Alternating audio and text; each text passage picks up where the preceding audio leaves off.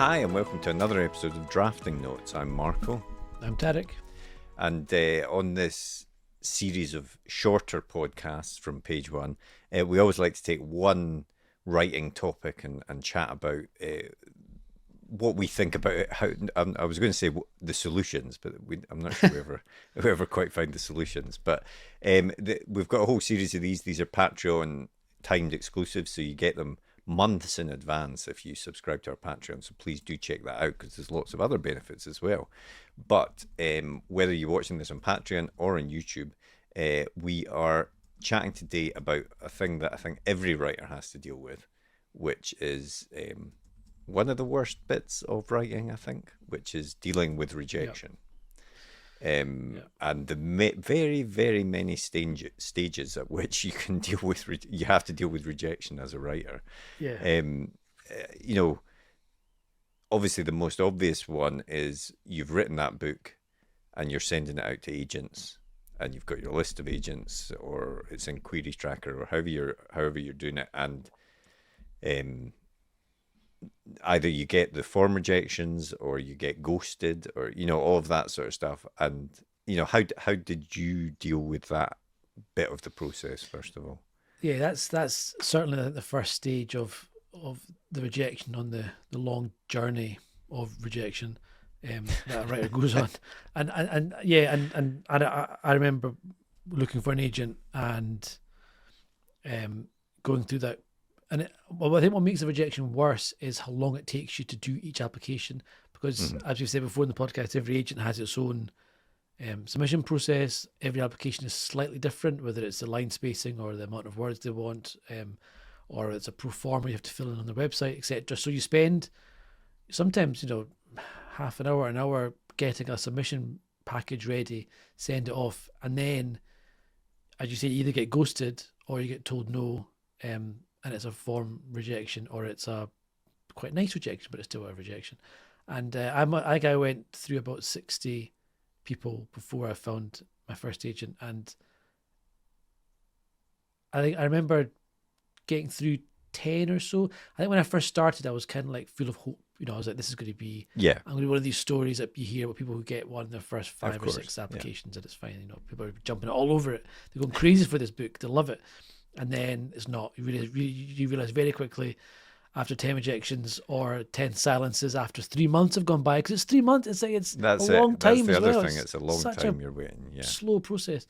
And you can thinking, is it maybe I'll tweak my submission letter? So you're kind of working out what you can tweak the submission letter a little bit, the comparisons and you're playing with opening chapters more and more to try and make it as grabby as you can, etc. And it's tough to know where you're going wrong. I think that's right. You begin to question yourself, don't you? And I think exactly, especially because you're not getting, or very rarely do you get actual feedback that is useful, even with a rejection. Either, as we say, you get ghosted, and I think unfortunately the landscape is such that agents are busier and busier, and you do get ghosted more and more these days. But even if you get a rejection, often it's a form rejection, and it still doesn't give you any information. No. And I have to say personally,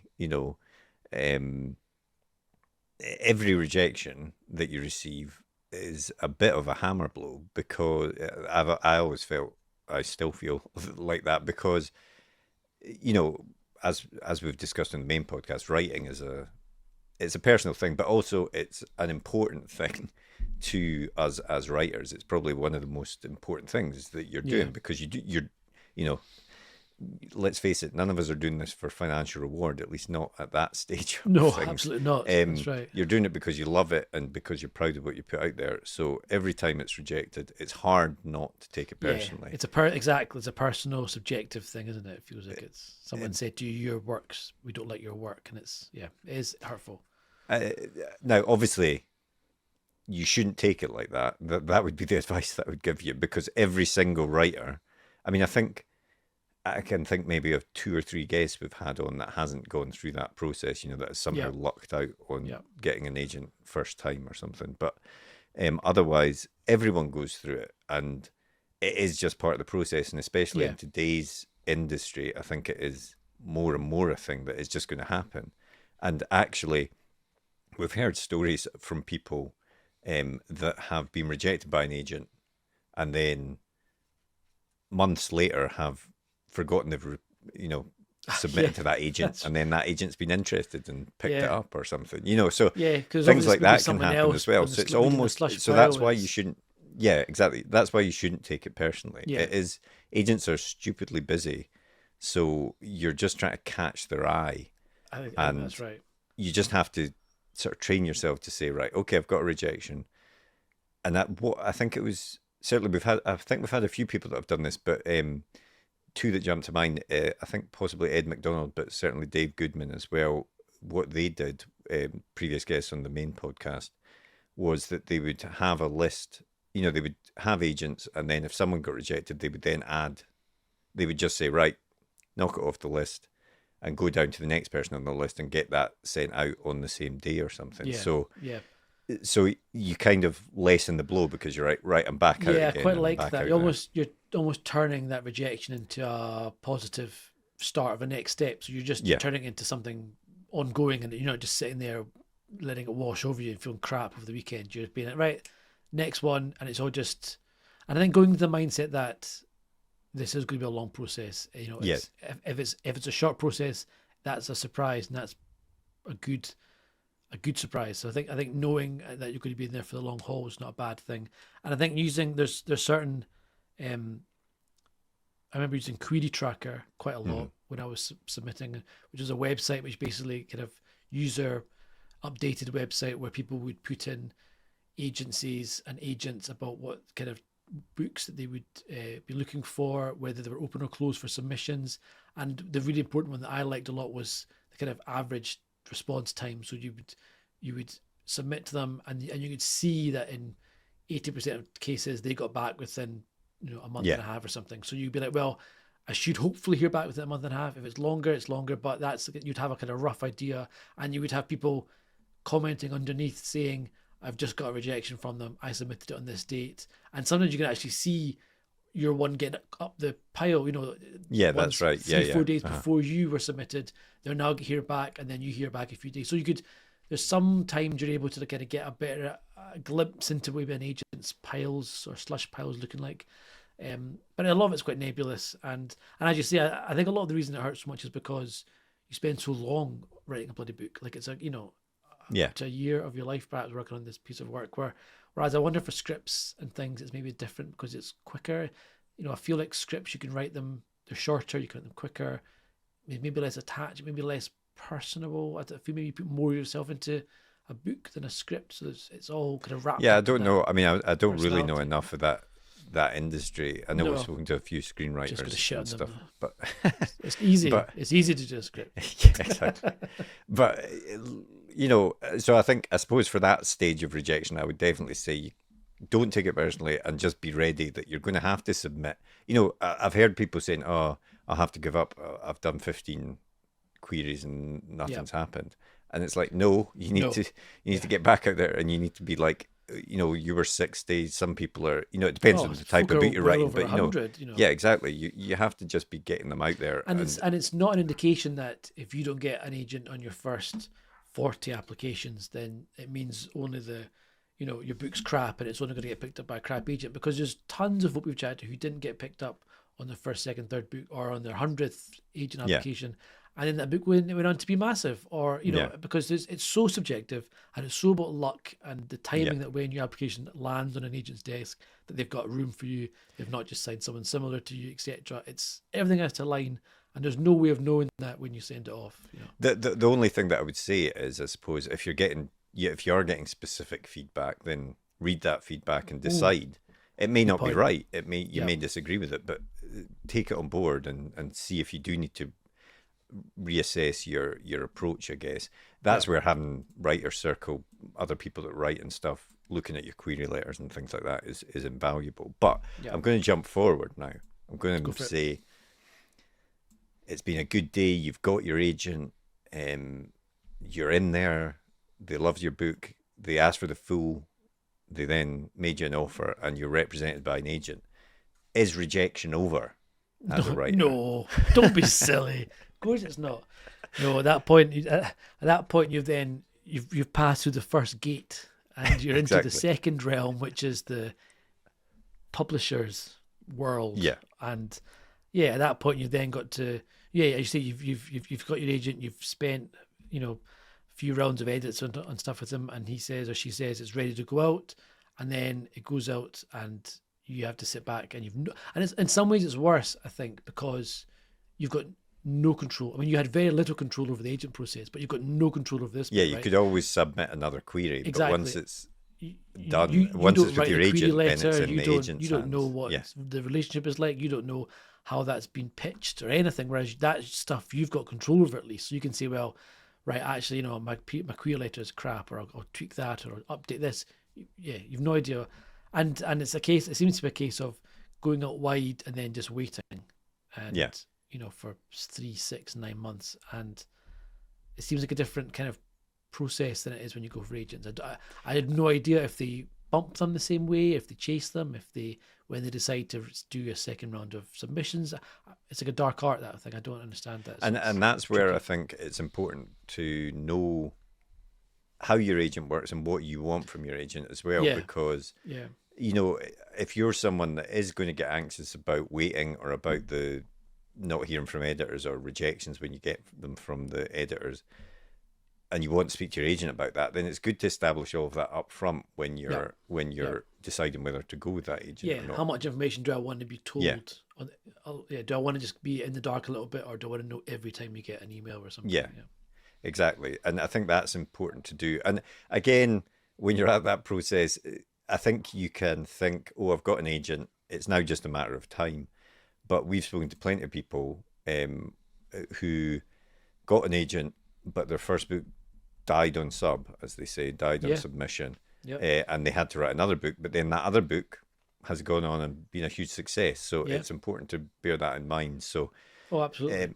but the trouble with it all, again, as you say, it can take like 9 months, a year Yeah, before all the submissions are done, and then you're back. You feel like, or you can feel like you're back to square one. But one way to avoid that, I feel, and I guess this is a way to deal with rejection as well, is you kind of have to divorce yourself from the process. Obviously, it's probably at the forefront of your mind, but if you're wanting to write, then just write something else. Write yeah. short stories if that's what you do, or start Yeah. work on a different book. Oh, that's a question I wanted to ask, which is, what do you do if the book that you're submitting is the first of a potential series? Yeah, What? Because I totally agree with you that when it's out there and you've no control over it and stuff, and you're sitting rather than sitting doing nothing, you should be just get back to writing something, writing the next book, etc. Should that next book be book 2 in that series, or should it be something different and brand new? What's the best use of your time, you think?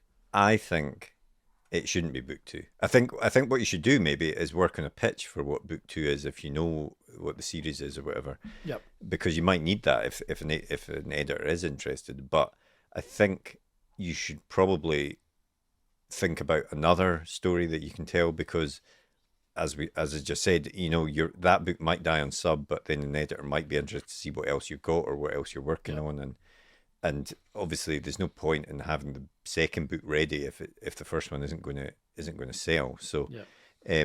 yeah, there's lots of ways to deal with it.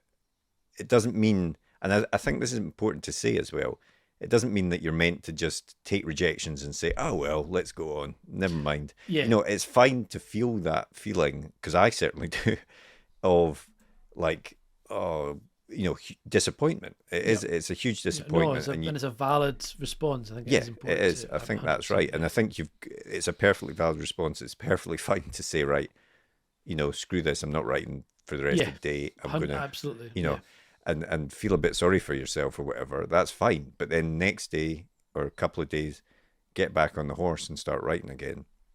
That's why you do it. You do it because you love writing. Obviously, you yeah, want it to go somewhere, but yeah, get back on that horse. But we're now going to jump forward. You have your publishing deal. yep. So your book is coming out. In Ooh, fact, is this the worst of all rejections? I think it might be. It comes out. Your book comes out, and either gets crap reviews or gets no reviews or no one picks it Yeah. up, or and so you're rejected that way as well, Yeah. because writing is a thing that never stops giving the opportunity to feel that feeling of Yeah. rejection. Even when you're Writing's just successful, kicking actually, you'll you still when you're get crap down. reviews, I would Yeah. imagine. Oh yeah. But yeah, like, what about that? Do you deal with that in the same way, or how do you have to divorce yourself again a I bit think you from probably do. reviews and stuff? Like everyone always says that, and I think it is good advice that everyone always says, which is one, don't look at reviews. Reviews are for readers; they're not for you. The reviews are there for other readers to decide if they should buy the book or not. They're not there to tell you what you did right or wrong, because often they haven't grasped it properly, or it's just not their thing, or Yeah. it arrived from Amazon and the package was ripped and they've given you a 1 star Yeah, review. exactly. There's a whole bunch of reasons. I was why meant to reviews I aren't enjoyed this story, but it was meant to arrive Yeah, no, in one drives day, me and it arrived mad. in two. One Yeah, star. 1 star. I hate that's just the worst. So I think reviews are problematic, and I think not looking at them at all is not a bad thing. I can see the benefit of that, and I think also, I think accepting there's very little you can do at that point to move the needle or to bump sales. You can shout about it on social media. You can tell all your pals. You can do an email, a newsletter, etc. In the grand scheme of things, none of that's really going to shift anything in the terms of numbers that you need to bump up a top 10 or whatever. Yeah. It's either going to do well or it's not, and it's a lot of that's going to be down to the marketing, I think, that the publisher does, and how they've done the build up, etc., and how it lands and what else is out at the same time, and all these other stuff that you've not got any control over. And talking this through now, it really does feel like there's so little control you have actually over the whole process, right? Like when you're submitting to an agent, who knows what else the agent's looking for, except the luck timing. When you go on submission, the luck timing again. When it goes out, all you can do is write the best book you can write. Yeah. And the rest of it, I think, is almost completely out of your hands. I know it sounds sort of trite shit, advice, write the best book you can, but it's true. Write the book that you're proud of. Totally write agree, the book, the story that you want to tell, and make it the best you can. And then ultimately, you kind of have to stand back from that and say, well, I've still got that. That's still there, and I still like it. Yeah, exactly. You've still got that piece of work that you did, which is an amazing achievement. And as I say, it's natural, and I think it's healthy as well to feel that feeling of rejection and deal with it in the way that you want to deal with it. But don't let it overwhelm you, and don't let it put you off, because even, I'm just looking at my bookshelves there, but even authors like Stephen King, he's written loads of books, but some of them aren't very good. Compared to the others. Some of them haven't done well. Some of them have done well. Now, obviously, once you get to that status, any of your books probably sell quite a lot because of your name on the cover. Yeah. But the point is, not every writer is going to have a huge successful book every time they write a book. It's just not the way it's going to work, unfortunately. And that's the reality. So it goes back to what you said there, which is you just have to write the book you want to write and be proud of that, and then say, right, I'm now going to move on to my next story. And I think it also comes down to, what are you wanting to do with your career? Are you wanting to be a commercial writer where you put out a book a year or a book every 18 months? And so you do have that deadline, and you do say, that book, if I'd had another 6 months, I would have done another pass in that book. I would have brought out some more themes. I would have put another subplot in. I would have done something to make it more hefty book. It was a bit light. It wasn't really that, in the grand scheme of things, looking back, I wasn't that pleased with it, but I had to get out there because I had to hit sales, and I had to make money because I had to pay bills, and that's perfectly fine. So I think it's okay to say, this book is, I'm sure every book might be better with more time, maybe not, but I think it's okay to draw a line in the sand sometimes and say, this book just has to go out now, and I've done the best job I can with this book in the time that I have, and that has to be good enough. Yeah, I think that's right. And I think, if it's sort of to wrap up, I would go back to the point of, rejection happens to everyone in writing. at all stages All of stages, the no matter process. how successful Yeah. or not you are. Yeah, And exactly. and yes, you have to develop a bit of a thick skin about it and accept that it's part of the process. But that also, I think, especially when you read about it online and stuff, people go, "Well, it's just part of the process. Get on with it and move on."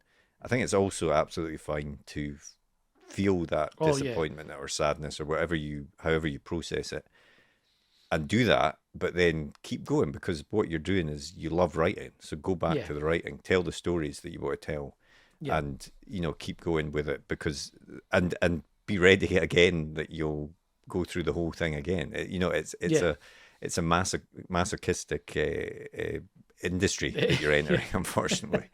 Um, yeah. It but is it's also one that, if you're watching this, you probably enjoy. We as writers definitely love it. exactly. That's why we do it. So, um, yeah, that's. I don't know if that's helped people deal with So rejection or basically, not. if you thought rejection, whatever rejection you're going through now was bad, it doesn't get any better. Yeah, exactly. The life of a Exactly. writer. Exactly. But I suppose the other thing I know I said I was wrapping up, but one thing is, you will get rejected, but at the same time, if you like that story, then you'll probably, there'll be someone else out there that, Yeah, that likes that 100%. story as That's well, and the. it's just There's hopefully no it'll such reach thing them as a at some point. small No, niche on the internet, right? Like exactly. the number of people out there that read books. Yeah, if you write a book that you would enjoy reading, there will be thousands of other people that would enjoy reading it as Yeah. well, and that's And yeah, yeah, that's so a very good hopefully it point. reaches them. But we will wrap this one up. We will be back soon with another episode of Drafting Notes, talking about another writing issue where we probably don't answer it, as in this one. Just talk Um, about it for a bit, then stop. exactly. And yeah, you can watch these, as I said, on our Patreon at least 3 months in advance. Otherwise, you can watch them on YouTube when they come out there. And you can also watch our main podcast, Page One, the Writers Podcast, where we interview great guests, authors, Absolutely. screenwriters, agents, all of those sorts of people. So please do check that out as well. But we will speak to you next episode. See you later.